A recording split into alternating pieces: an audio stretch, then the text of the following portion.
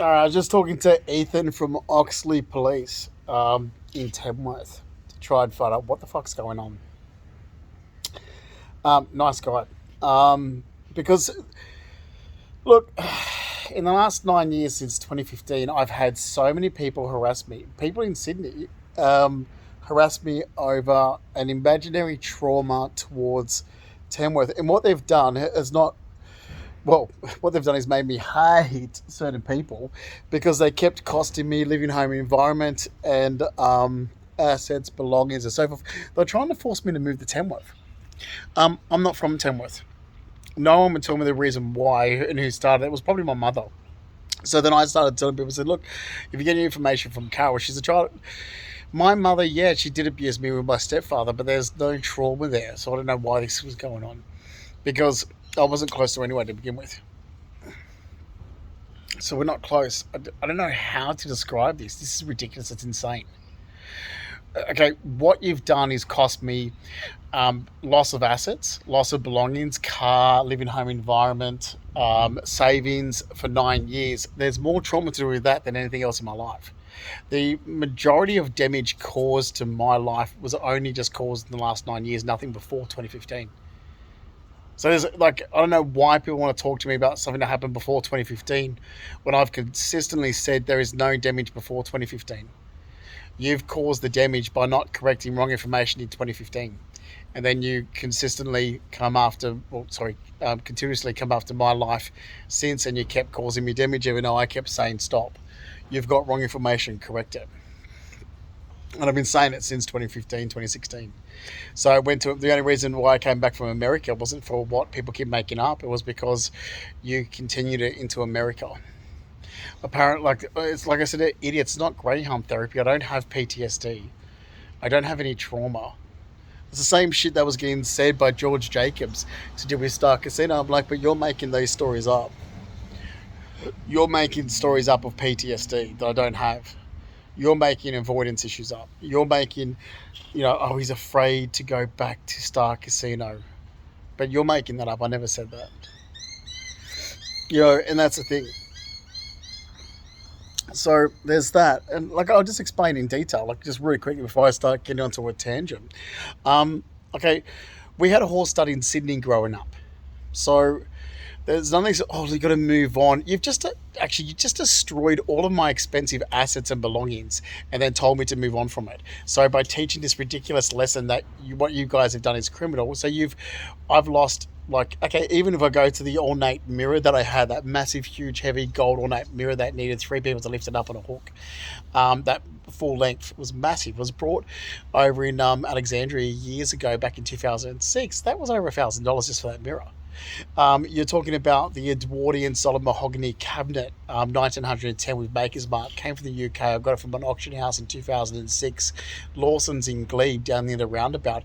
The value of that was over 5,000. I didn't pay 5,000 for it, but I got it valued as that. Had a Maker's Mark on it, but that's still an expensive cabinet. That's worth about $2,000. Well, what I paid for it. You're looking at a couple of grand.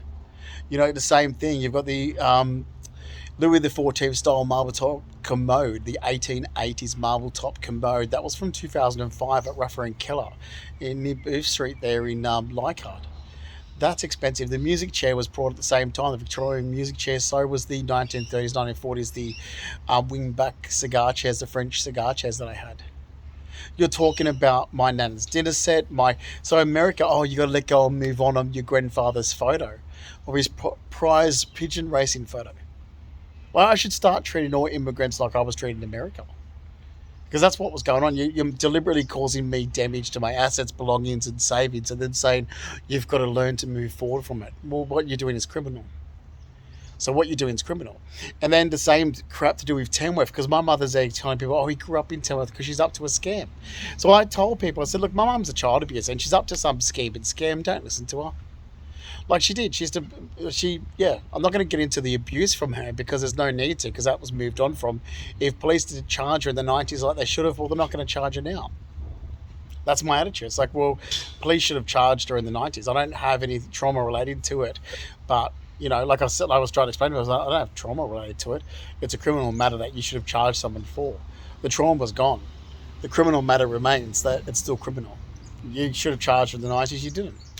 So you're the one that made a mistake. So who would I be angry with?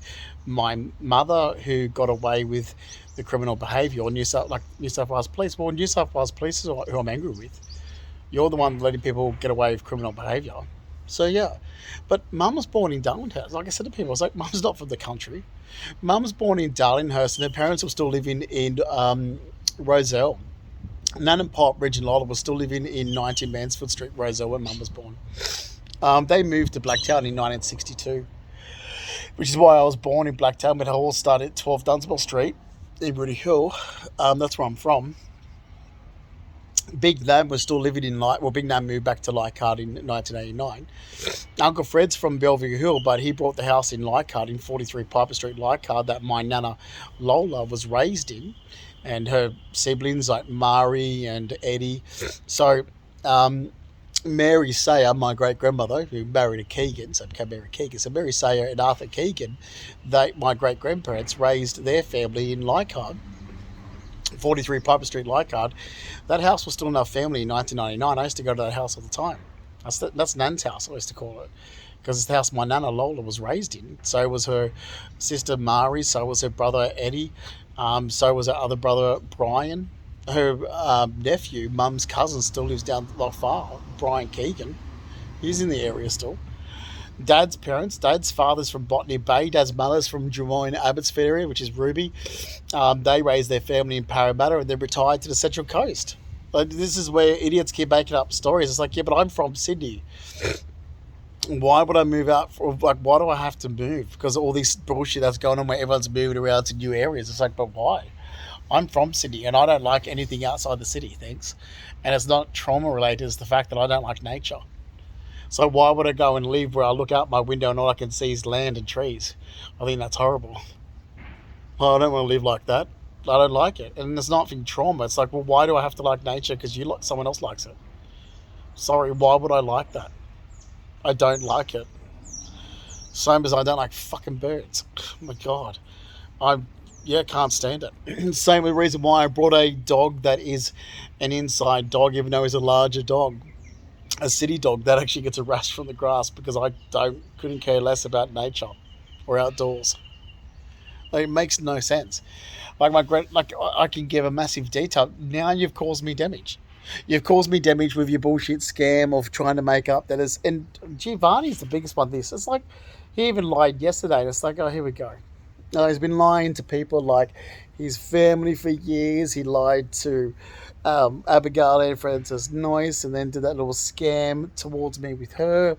There was, what was the other one? Freaking Anna Marie. Then there was the scam with, what's the other fucking one? The other Mormon. Oh, the fucking Mormons, the Jehovah's Witness and born again Christian freaks. What was it? Gaynor. Alice or Gaynor Dan, or she calls herself Alice as well, all the freaks. So he's just up to his little, and a guy that was some fucking deadbeat living in a share house when I met him. Like, and that's, so then the police like, oh, move forward. You're just not doing your job. Move forward from what? I don't have anything to move forward from. You need to do your job. You're talking about criminal behaviour towards me that you're letting go and it's costing me money. So move forward, do your job. Like, do your fucking job. Like, if you need to actually go and arrest these people, you can't just go and cost me money and loss and assets loss and so forth and then go, oh, move on. God, you sound like my dad's fucking deadbeat sister's children. And I can call them deadbeat sister because they're so fucking freaks. The way they go, oh, let it go. Oh, let's play Frozen, let it go. Like, you're an idiot.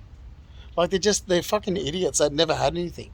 That's why they're like that. They're ridiculous socialists that never had anything, that grew up povo in public school system, and it shows.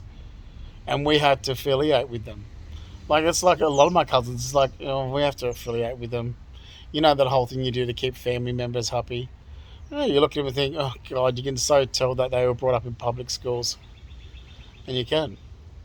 Public school fucking losers.